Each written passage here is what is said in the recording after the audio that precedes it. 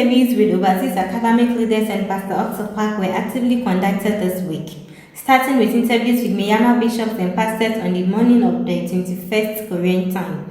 On the 22nd, U.S. Yokapina Bishop, the Skado Kabisio Bishop, Kenya Deputy Correctional Service Commissioner, Judge Julian of Rwanda, etc. A total of 25 interviews were conducted with 50 people. On the afternoon of the 21st, Sioniboya Pautusia, Deputy Prime Minister and Minister of Justice of the Tonga Kingdom, had an interview and heard the gospel from Romans 3:23 and 24 and were saved.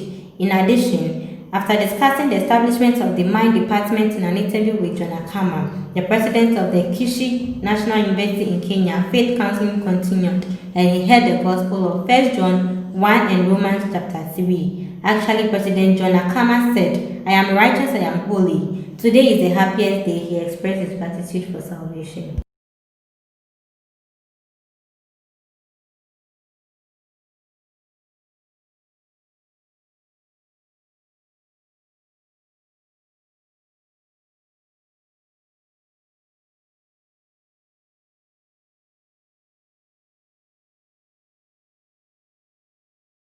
Many people have had a hard time due to the corona pandemic, but through an interview with Pastor Ock Soo Park, we were able to see God working powerfully regardless of the situation. We look forward to God's plan to work through leaders from all walks of life who have heard the gospel.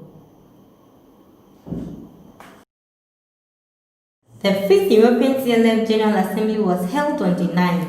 The general meeting was started with a prayer from Pastor David Jane of England, with 300 people from Europe. Pastor Bernard Seller of England testified that preaching the gospel is God's will and that we must work hard together to preach God. After watching the video of the Gracious Choir performance, Pastor Min Cho, president of the Good News Mission, delivered the message. Pastor Lim preached 1 Corinthians chapter 1 and said that he hoped that European pastors will gain boldness by speaking of Jesus Christ and empower them to lead the saints and lead the church. In addition, Song Ji-yo, president of the European TGLC Student Council, reported the last Albanian Mind Camp. It is reported that an event for Albania youth is being held in Albania, an Islamic country, and a substantial discussion is underway to hold the event with the governments such as Romania, Hungary, and the United Kingdom. Lastly, the event was ended with closing remarks from Duhunner, the advisor to CLF Europe.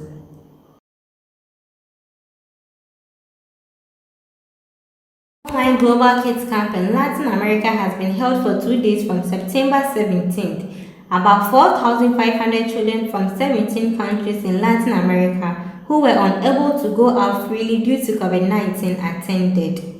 Through Korean Day Kids in Mexico, we announced the Online Global Kids Camp in Latin America. In Puerto Rico, a total of 5 radio stations, including the Lighthouse of Devotion, promoted it for free. In addition, Bolivia announced the event through a mind lecture for parents. Following a congratulatory speech of Pastor Ock Soo Park, the founder of Good News Mission, the cultural performances prepared by the Sunday school dance team of Good News Gangnam Church attracted great interest from parents. In addition, various programs such as Learning Song, Taekwondo Academy, and Talent Show were held. Missionary Young Do-o preached the gospel by telling the prodigal son in the Bible. We hope the love of God delivered to children in Latin America through the Online Global Kids Camp, which was held for 2 days, will lead the lives of the children.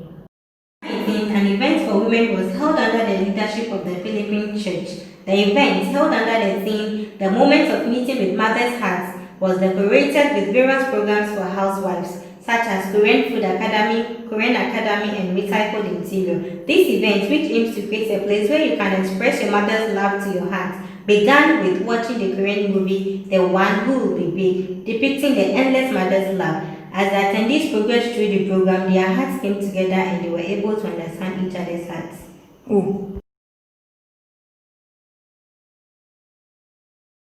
I am so grateful through this event.